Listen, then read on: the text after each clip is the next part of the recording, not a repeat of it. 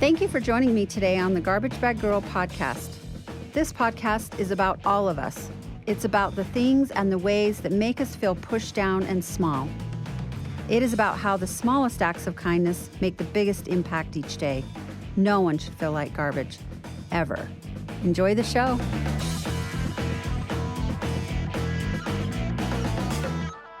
Hi, I'm Celeste, author of Garbage Bag Girl. And we have been talking recently about some of the most commonly asked questions that I get asked that have happened either in the timeline that my book was written and they're not mentioned or discussed in my book, or after. Around the age of 15, the last time that the book references me having a relationship with several people, especially the Hat family. And I get asked, did you ever reconnect with any of them? Did you reconnect with your biological parents? How's the reunification been with your sister? And so those are some of the questions we're going to talk about. This one in particular is my sister Dana.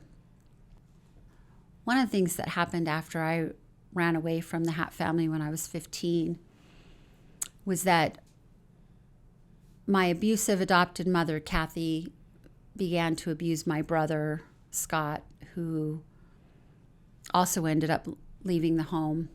And then I had my younger sister, Dana, who I reference as being adopted for as a Christmas gift in the book. And she had some sort of a brain injury. I had found out years later. I'm not sure what it was. I don't know if it was a brain aneurysm or what the brain injury was, but it basically halted her brain development, and she acted like, very much like a 6-year-old would. And she lost her only biological daughter to Kathy, and Kathy became very abusive to her. Corporal punishment kind of abuse, the abuse that is very extreme, very physically hurtful, not just emotionally. And I won't go into the details of what she did to her, but I will say that she got a lot of anger that had probably built up in Kathy from my brother and I leaving the home. And fast forward years later, in 2016, my brother Scott reached out to me and said that Dana wanted to see me. And it was very random. I hadn't had any connection with her. And I asked, well, where does she live? And he said, well, she lives in Las Vegas. And I said, well, I happen to be going on a trip there, a girls' trip, coming up soon. Why don't you see if these dates will work for her? And if so, I'll stay an extra couple of days and we can connect then. And so I did. And my brother Scott met me there. And we met Dana and her husband at a restaurant. So I'm sitting on a bench at a restaurant, and I see her walk in, and she's wearing a Hello Kitty bag strapped around her shoulder, which speaks to the 6-year-old. And she sits next to me on the bench, and she scooches up to me in good 6-year-old fashion where our legs are touching. And she just kept looking up at me. And finally she says, "You're so pretty." And she just starts touching the side of my face. And she says it over and over again. "You're just so pretty." And she's just like a 6-year-old. She's fidgety. She's very nervous. I can tell she's holding on to something she really wants to say, and she's not sure how to say it to me.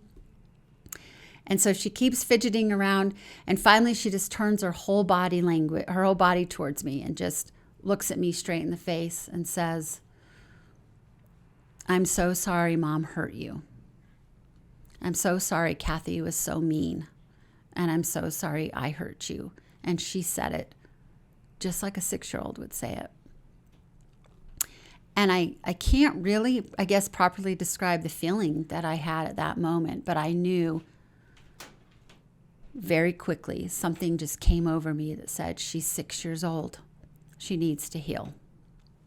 And I turned to her and I put her face in my hands and I just looked at her straight in the eyes and said, I love you very much and I forgive you. And we were both little girls and we were both hurt by her. And everything's okay. And she let out this big sigh, like she just let it all out, like a 6-year-old would, who was really holding on to this very weighty baggage that really, even though she acts like a 6-year-old, she carried her whole life. She was in her 30s at the time. She gave me a big hug and we just ate dinner. We spent the rest of the day going to thrift stores because that's what she loves to do.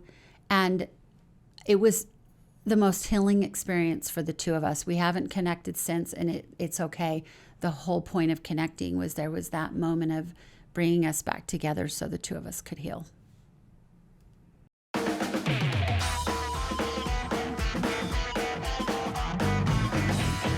Thank you for joining me today on the Garbage Bag Girl podcast. Always remember, you matter. Please subscribe and share this podcast and visit CelesteEdmonds.com to join my mailing list.